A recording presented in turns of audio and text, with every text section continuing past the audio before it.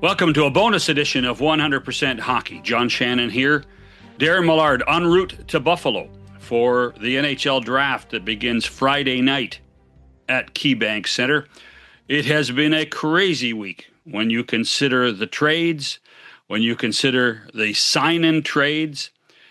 It is something that a lot of people anticipated when you consider that the free agent market on July 1st is drying up quickly. The latest, Alex Tuch goes from the Sabres to Washington in a sign-and trade, with the Sabres getting a draft pick back, and Alex Tuch, before he got traded, signed an 8-year deal, $10.5 million. A special show today, a discussion with Dan Muse, the head coach of the Pittsburgh Penguins, coming off an impressive 41, 25, and 16 record this season, his rookie year as an NHL head coach, and then third in the balloting for the Jack Adams Trophy, one of the closest races for the Jack Adams in history. Obviously, John Cooper won, Lindy Ruff second, and Dan Muse of the Penguins a very, very close third. The Penguins were one of the surprise stories of the NHL season last year, and I think a lot of people talked about Dan Muse the same way I did. Who? Who is Dan Muse? Well, maybe we'll get a little bit more of an indication in this discussion. Don't forget, if you like the podcast on YouTube or on all the different podcast platforms, you can subscribe, you can hit like, and you can comment. John Shannon here with Dan Muse on this edition of 100% Hockey. Face Off Inside the NHL returns, taking you deeper behind the scenes than ever before. See it all from the star-studded Four Nations Face Off tournament. Us against the world, boys. To the adrenaline of the Stanley Cup playoffs. I'm scared of you guys. With candid interviews and backstage access, experience the sacrifice, the rivalries, and the determination that define NHL greatness. Just when I thought last year couldn't be topped, here we are. A new season of Face Off Inside the NHL. Watch now only on Prime Video. Welcome back to 100% Hockey. John Shannon with Dan Muse, the head coach of the Pittsburgh Penguins. Welcome, Dan. Thanks for doing this. Well, thanks for having me on. So here we are. It's just over a year since you got hired in June of 2025. Is it easy to list the learning curve for you as a head coach in the National Hockey League? Oh, I think there's definitely plenty that you learn along the way. And I think, you get time to, reflect a little bit there. Once you get removed from the season, I think there's always things that you can look back on now. And I think like you do any year, you want to reflect and look back and, think things that you want to continue to build on and continue to get better. And I think that's the case every year. I think it's always, you probably have more of it when you're in a new organization or in a new role, which obviously in both of those there this past season. So how would you view season number one? I view it as I love the organization. I love the city. I think I think there were steps that we took for sure. There were some things where I think we're moving in the right direction. I also look forward, and there's plenty that we need to do here as we continue to work to take steps, and plenty of work that needs to be done here moving forward. But in terms of year one, I think that we had made some progress there in some areas. Really good group that I really enjoyed working with the group that we had here this past year. Obviously you got the, I think a great blend in terms of some guys have been doing it for a very, very long time. Future Hall of Famers, one of the greatest players to ever play our game. We got some really exciting young players there. And then we gotta have everything in between. So it was a great group to work with that way. Guys in some different spots, but I thought the group, worked to come together as the year went on, and obviously took some steps that we wanted to take the right direction. And then from an organizational standpoint, couldn't be happier, or more excited that the people they get a chance to work with here every day, led by Kyle Dubas, and just everything that he's brought to this organization. It's been great getting to work with him, getting to know him, and exciting to continue to build here moving forward. I know you won't be surprised when I tell you this, but there's still a ton of people that still don't know who the heck Dan Muse is as the head coach of the Pittsburgh Penguins. It's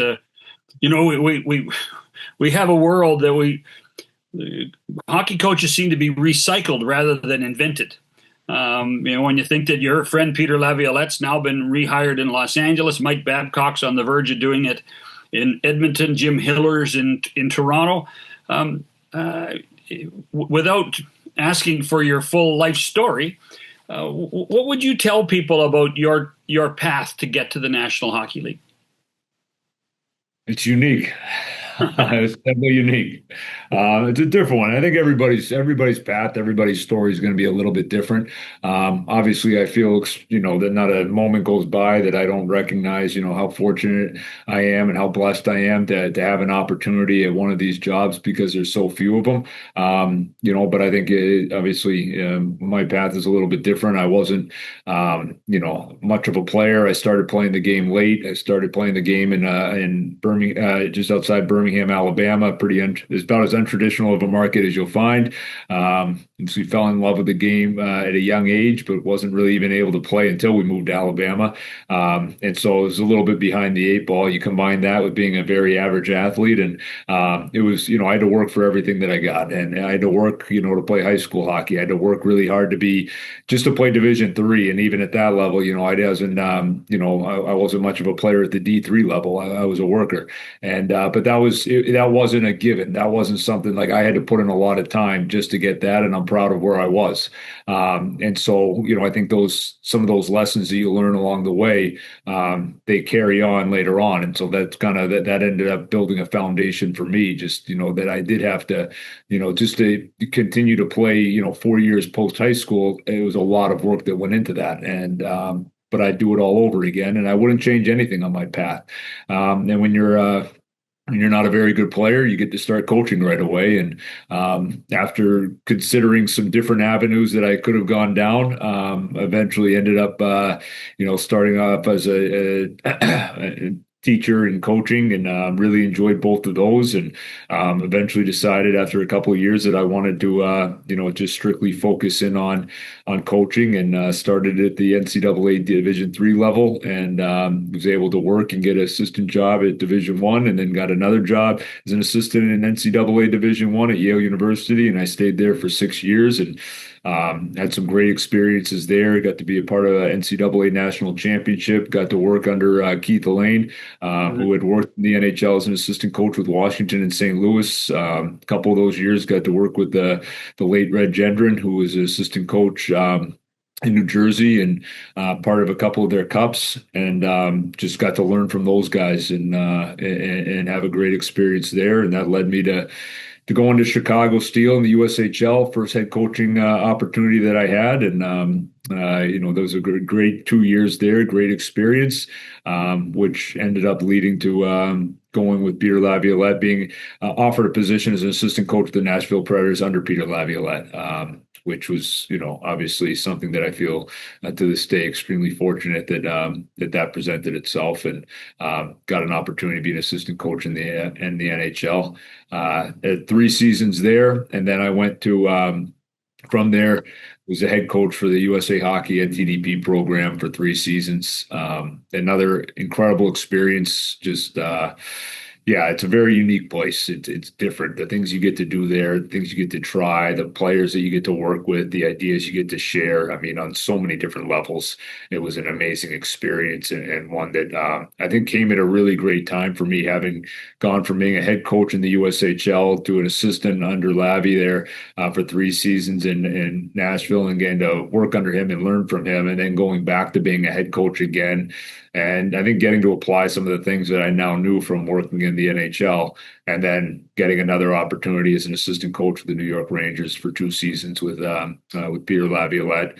And I do feel like that's, going into my second organization in the NHL, after going back to be a head coach at the NTDP, I felt way more prepared just in a really good spot going into that opportunity. And so, 2 years there, and then obviously, extremely fortunate that they would even think to call me and get to go through the interview process, and obviously thrilled that opportunity like this presented itself.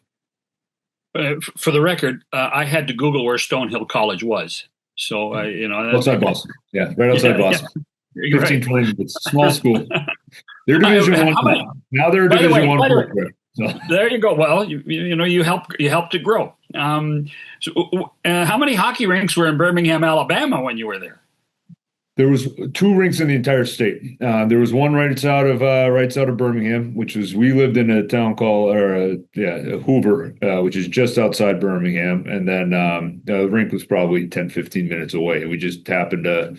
I was fortunate. Like, at the time, I thought it was the greatest thing in the world, because prior to that, we lived for a few years in Northern California and there was no rinks. So we went from having no rinks to having one rink. And so I thought it was great. It was, perspective is everything for me as a kid. Like, the fact that we had one rink was the greatest thing in the world.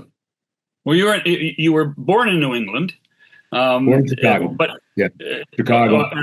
In Chicago. Oh, yes. So why was your family moving so much? And who loved the game of hockey before you and your family? So we moved just for different reasons. Parents were in school, graduate school, and when we in Chicago, and then we ended up going to just different jobs, took us different places. My father's from Boston, my mother's from Alabama, so we ended up spent a lot of time in Massachusetts because my father's family's from there, and we spent a couple of years in Alabama because that's where my mom's from, and her family was all down there, and so just different reasons. And my father's one of 11 kids from just outside of Boston. And so, basically, I think all of my father and all of my uncles, they played hockey. I had one uncle who was a captain at UMass Amherst. I had one uncle who played at UPenn when they had a Division I program. And so, those are people that I looked up to. And I think knowing that they played, knowing that I had all these cousins that played, even though I couldn't start playing when I wanted to, it's people that you're around you that influence you, that I, learned about the game from, heard about the game from. And so I think that kind of was a starting point for wanting to play. Were you forced to be a Bruin fan? I think because, I was moved around so much, it's like you live in different areas. The Birmingham Bulls, that was my team. The old East Coast hockey team. That was the team that I rooted for as a kid. So I'm a little older than you, and I still remember the Birmingham Bulls of the WHA. So who were previously the Toronto Toros. So there's some pretty big. Some of the guys were still around when I lived in that area. Yeah, Frank Beaton was one of the coaches helping out. Wow. Frank Beaton, one of the toughest guys you'll ever meet. I heard those stories. I was a kid, and he was one of the guys who was coaching and helping out on the ice, so I didn't know anything else. But I'm curious. You said that when the Penguins and obviously Kyle invited you to interview, had you crossed paths with Kyle very much? No, I hadn't. So. I hadn't prior to us speaking there for the first time, just about, the process and to see if there was interest in talking with him. I can only imagine that obviously Peter was the head coach of the Rangers and you were with him, that you have to, at a certain point, go out on your own because you had been with him for a while. That process of thinking that you could be a head coach in the NHL. When did that come to a point where you realized it could be a reality? Oh, I mean, I think, as you're going through an interview process and you're sharing ideas, I think it's all about what the right fit is. And, I think the more speaking to Kyle and speaking to the management staff here and understanding, I think just their vision what they were looking for, the numerous conversations that we had. I think there's obviously there's a natural excitement for any of these jobs, any phone call that anybody gets, about just speaking about being a head coach in the National Hockey League. There's obvious excitement, but I think as you start to learn more and you see how much things line up in terms of viewpoints and beliefs, there becomes added excitement. And so as we went through that process, I felt like a lot of things were very much aligned. It was something that I think I believe in, myself based on the experiences that I've had. I think being in the NHL, getting to work under Lavi, but also, the delegation that he provided and what he allowed me to do, as a coach in this league, I think that helped, lead to even greater confidence. And so I think as you go through that process, obviously coming in here, I think there was a vision, there was a plan, and I was just excited about the opportunity to come in and be able to get to work. How intimidating, if at all, was it to know that you were going to be the coach of Sidney Crosby? Well, obviously, you're working with I've had an opportunity, previous stops to work with some great players in this league, but there's only one Sidney Crosby. So, and I think, there's Sid, but, you got Gino as well, and Tanger and Eric Carlson, some guys that obviously, have been in this league now for, a long time and done some great things. And there's numerous others with Rusty and Rax. And, I think it's, for me, I guess the way I looked at it was going to come in from day one, and I'm going to be myself. I'm going to, I looked at it as, I believe in that. I believe in that more and more is the more experience that I get, that has to be the starting point. You have to, there's belief systems that people have, and there's things that, ways that I've gone about things that I personally believe in. And why would I change that now? And I think as a starting point, it's always about people and trying to get to know people before you start to look at, as players or coaches or whatever the exact role is, within an organization where it's about people and getting to know them first. And so, I took that same approach here, and that's what I'll continue to do moving forward. So. Did you get any of the great Sidney Crosby banana bread, though? I did. Yeah. It was excellent. You better like it. No, it 100% lived up to the hype. So. We're with Dan Muse, the head coach of the Pittsburgh Penguins. We'll have more with Dan in a few moments on 100% Hockey. With the NHL app, you can listen to every NHL game right from your phone. And with home and away broadcast feeds, you choose your way to listen. And he scores! Whether you're at work, at the gym, or stuck in traffic, the NHL app puts you right in the action all season long. Every team, every game, everywhere you go. Download the NHL app and never miss a moment.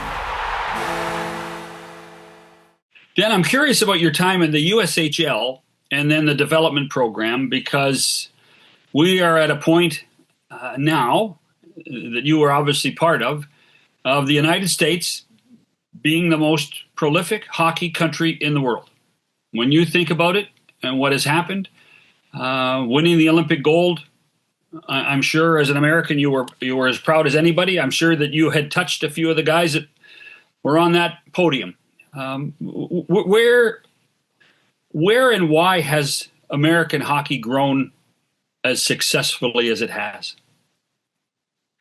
Well, I think it starts with just the expansion of the number of players that are playing in the U.S. I mean, that has changed drastically. I guess the expansion within the NHL markets going all across from California, Texas, Florida, all these places that were once considered non-traditional markets are now, you're seeing a high number of players that are coming out of there. And obviously with the population in the U.S. for the game to continue to grow, across the U.S., to these, what were now considered non-traditional markets, which I feel like it's almost like I don't know if you can keep saying that about California. I don't know if you can keep saying that about some of the areas that were once in that category. It's starting to change. Now it's been a long time since, these teams have had, high-end programs. I think the influence of, a lot of players that are, once they're done playing in these cities too, have stuck around and that are now coaching the kids and they're now, helping to just bring that passion for the game and to promote the game and to teach the game. Even, my time at the NTDP, seeing how, many different places, at a tryout that you're having players come from, how many different places, within your, a roster, guys aren't just coming from just Minnesota and Michigan and Massachusetts and New York and Pittsburgh. It's like you're now coming in from all over. And then even within these markets that were once time, solid, they're just getting stronger and stronger. Here in Pittsburgh, like it's been amazing to see the players that have, started to come out of here and the program, seeing now firsthand that the program that they have, and the way that they operate. I mean, it's obvious to me why you're seeing more players, that are coming in and playing at a really high level, because of all the resources that are being poured in. And I think you could probably, if you got your feet on the ground and went to the different pockets throughout the United States, you would see just how strong a lot of these programs are. And so I think that's the starting point. I think that's been a big piece. Obviously, from my time getting to work at the USA Hockey at the NTDP, I think I saw exactly, I mentioned it already, how unique it is there.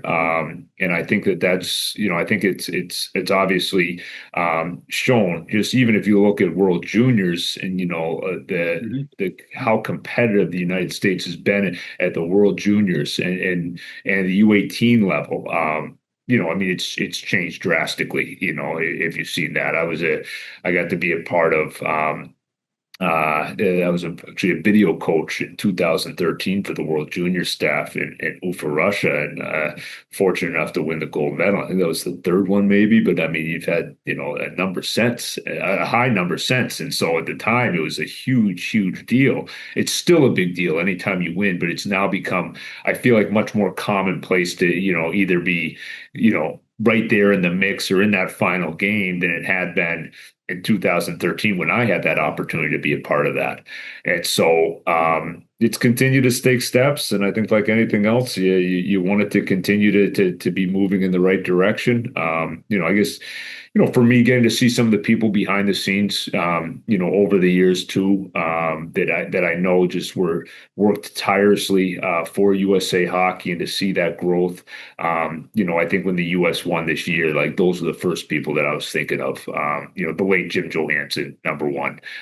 He was for me, he gave me my first opportunities to come in there and being a video coach with USA Hockey. He was a big connection.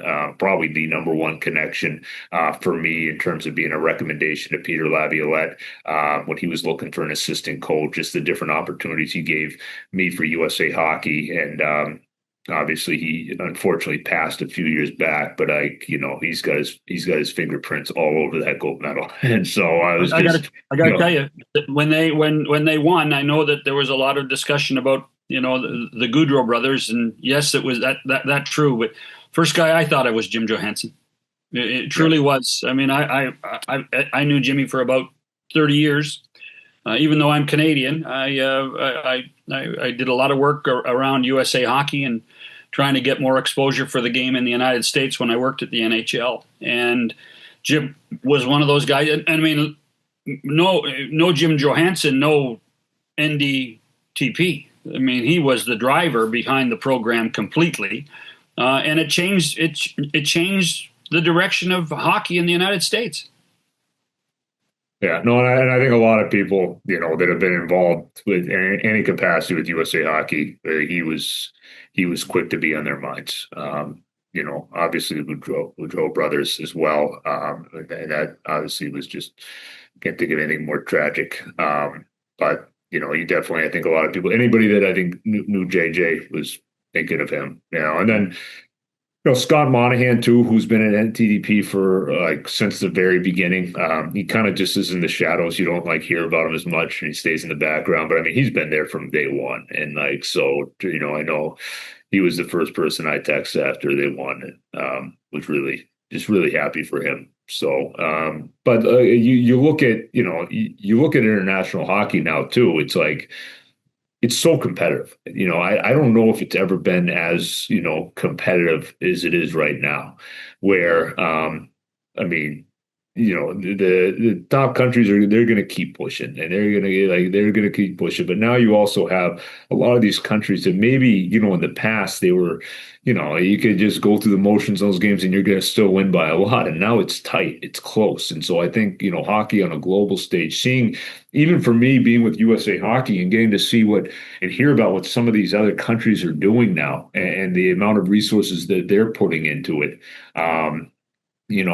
Slovakia Federation, and like they're moving up and they're like, I think even in the last 5-6 years, just how competitive they're coming. Latvia, and they're coming a tough out. I mean, you saw Norway this past in the World Championships this year. Like they were a really good team. It sounds like they've been putting a lot of time, a lot of resources into that sport over the last little bit, and now you're seeing that. And so it's what you want. You want to be pushing each other, and like you're going to be seeing that's going to continue to be the case, and countries are going to continue to pile in resources, and the players just keep getting better and better. And yeah, you want that competitive nature, across the board. We will get back to talk about the Penguins in a second, but I'm just curious, with your background in college hockey, your 2 years with Chicago in the USHL. Are you concerned where hockey between NCAA and junior hockey in Canada, the United States, are you concerned where it is right now? I don't know if it's concerned. I think anytime there's something new happens, I think you got to give it a little bit of time. I think there's got to be things need to get ironed out. I personally think it's a good thing that the CHL players can now have the option to play NCAA. I never understood. It didn't make any sense to me when I did coach in college. Like, why players have options? It's good to have options. You got to find the right fit for them. And so I view that as it's a good thing. Players should be able to figure out what the best fit for them is, wherever that might be. And I think because there's so much change, you think about, I don't know the whole history of it, but I got to imagine like this few years here, there hasn't been more change in such a short period of time than you're seeing right now for that age group, really juniors through college, because now there's all these options. Within a couple of years, you get this, you got the transfer portal, which when I coached college hockey, like the idea of that would have seemed outrageous, and now it's just commonplace. Players are getting paid, which same thing. When I was coaching college hockey, that wasn't even on the radar that something like that was going to come about. And then you also have now, there's the ability for, which I think is a good thing, for players, that play in the CHL to have that option to play college. And so, I think anytime you have that amount of change, you got to give it a second. You got to give it a little bit of time, and you're going to have to iron out some things. And I think it has to come, it has to seem a little bit chaotic. And it should be no surprise that it's chaotic because it's a massive amount of change. And so now I think it's figuring out, okay, how do we make this work? How do we make it work? And at the end of the day, for me, and I think whether I'm working in the NHL, if I was working, or I would have felt the same way as at the time I was working in the USHL, or if at the time I was working in college hockey, or if at the time I was working in the CHL, what is the best thing for the players, for these athletes? And can we be doing this? And I understand that there's business sides of thing. Now it's NCAA, the business side. I think running a junior team, there's a business side, but as a coach, that's what I'm always thinking about. Okay, what's going to be the best thing for the athletes, for their development, for the players that are there, so that they can continue to take steps and make progress and, competing and working for a championship, wherever you're working, of course, that's going to be a huge part of it. But it's such a critical time in these players' lives too. And the majority of the players that we're talking about too, aren't going to be playing in the NHL. That's just a reality. There's only so many spots. So across the board, like, how are we going to make this the best thing? The transfer portal, like, personally, I don't love it. Like, I think I'm not in that game. I'm not working in college hockey. So maybe some people like it. I don't like, I think it puts everybody in a really tough spot, players and coaches you want to be a part of a team. You want to be a part of something bigger than yourself. You want to be, and it becomes, I think, tough with that, the movement that players have. But like I said, I'm not there, so I haven't actually lived any of that, so I can't really speak from any kind of real experience. But with everything that's going on, I do hope that, it is figured out the best way possible, where the players, their well-being, their ability to develop, their ability to get a great experience wherever they are, ends up becoming a high priority, and decisions that are made and how everything is ironed out. Well, and of course, you got bitten firsthand by one of those situations with Porter Martone showing up for the Flyers just in time for the playoff series against your team. So that's where we're going to see it. Is that I think college hockey is going to end up becoming that bridge of getting that experience of playing against men in order for guys to come to the NHL a little more polished. Correct? I think. I mean, he came in. He was playing great. Coming, right when he jumped in, and so good by him. Coming from a really good program there at Michigan State, and but he, I think you'll see some of that. And like I said, it's going to be, players should have options. Everybody's in a different spot, and so like they should have the option to be able to figure out what's going to be the best thing for me in my development for this upcoming year. And options, I don't think it's a bad thing. Now, I know you were in playoffs as an assistant coach, but the difference of intensity, being the head coach, moving over one spot for a playoff team, how did it change for you when you're preparing against a team you're going to have to play at least 7 times in a series? Yeah, I mean, I think it's obviously it's the best. There's nothing better playoff hockey. No, and having experienced it, you obviously as an assistant, being in it as an assistant coach, you know what to expect. You're there. I mean, it's the same thing. I think obviously the decision making and everything now falls on me as a head coach, and so that's a major piece that changes. One of the major pieces that changes. And yeah, obviously, I think we didn't walk out of there happy, especially with our start. And so we got behind the 8 ball there early, and it became a pretty tall task. And credit to them and the way they came out and the way they played. But definitely something I think I put that on me, and it's an area that we needed to be better. I thought we could have been better, and so I'll learn from it. We'll learn from it. You can't change it now. You work to be better in the future. You have to be pleased that Evgeni Malkin's back. I'm sorry? I said you have to be pleased that Evgeni Malkin's coming back. Oh yeah, no, excited to have the big guy back. So he's he was a lot of fun to work with, and what an incredible player, to be seeing it. It's the same thing, obviously, with Sid and Danger and Carl, and these guys have been doing it for a long time, and you get to work with them and see just what they do on a daily basis. But no, Gino, he's a lot of fun, ton of passion for the game. I mean, he just every day, he's a lot of fun to be around, and it was great to get to work together with him this past year, and excited about this upcoming year. Well, how would you describe how you deal with a veteran player like that? I mean, there isn't anything he hasn't seen. He's seen everything.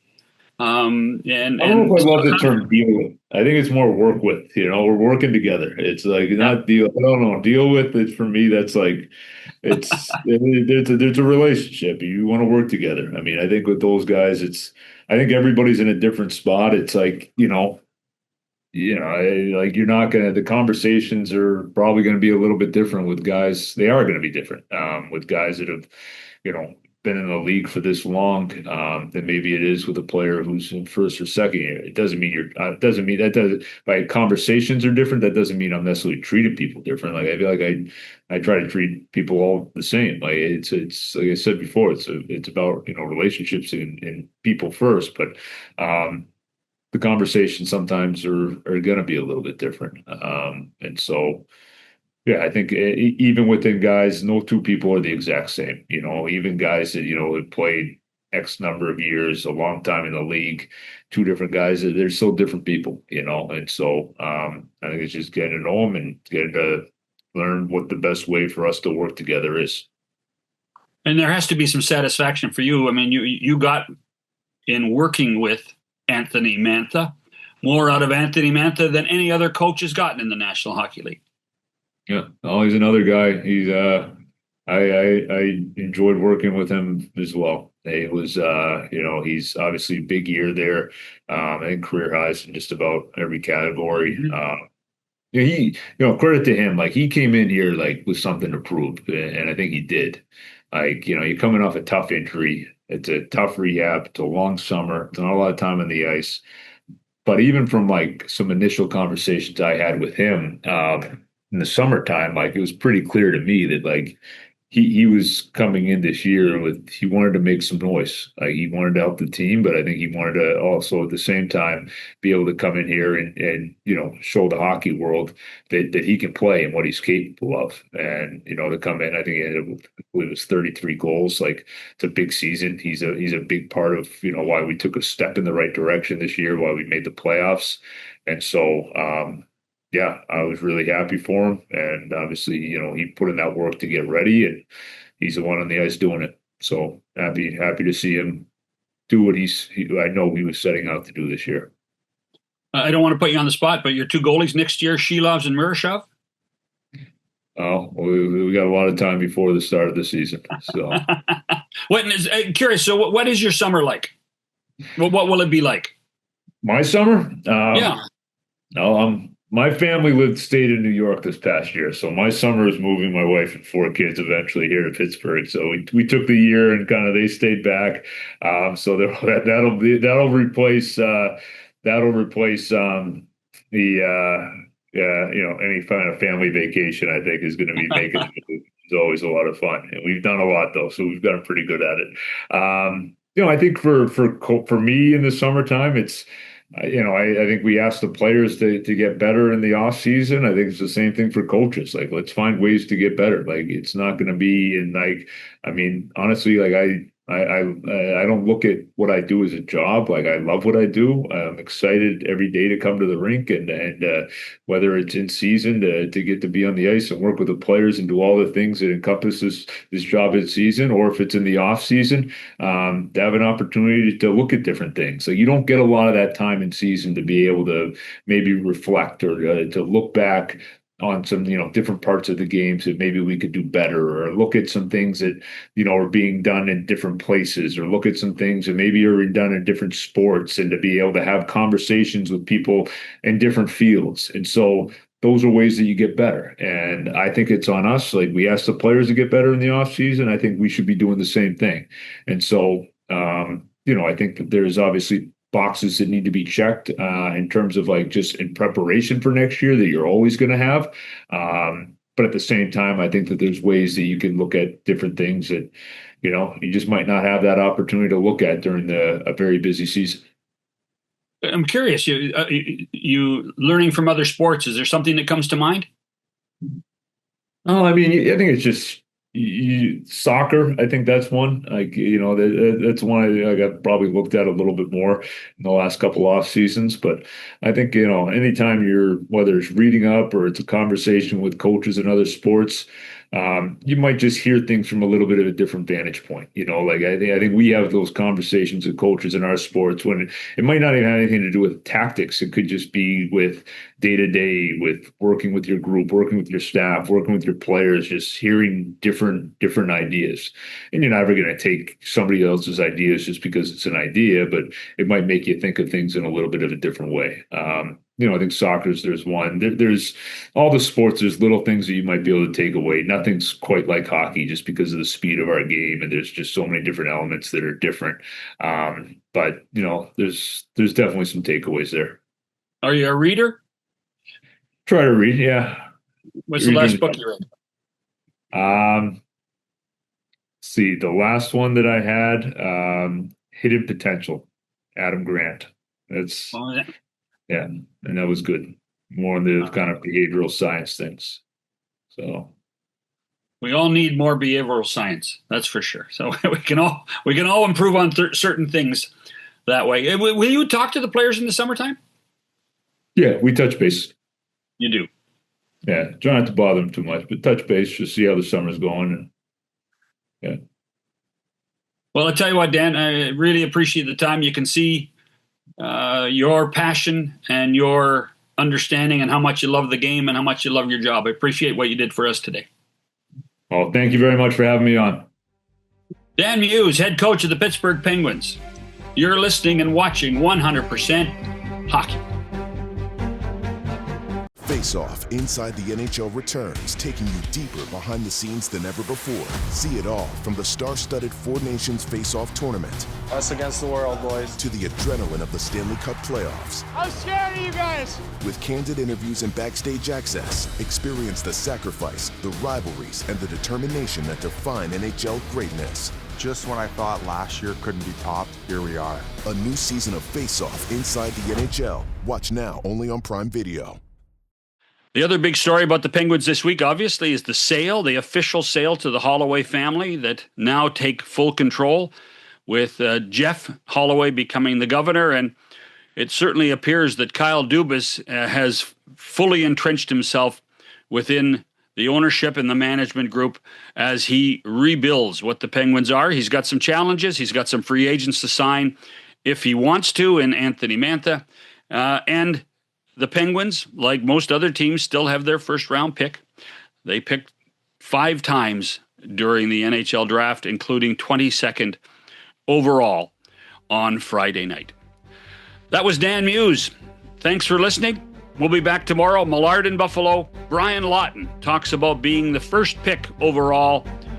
And here's a guy that was a manager, was an agent, and has a good eye for what talent is in the National Hockey League. That's tomorrow on this edition of 100% Hockey.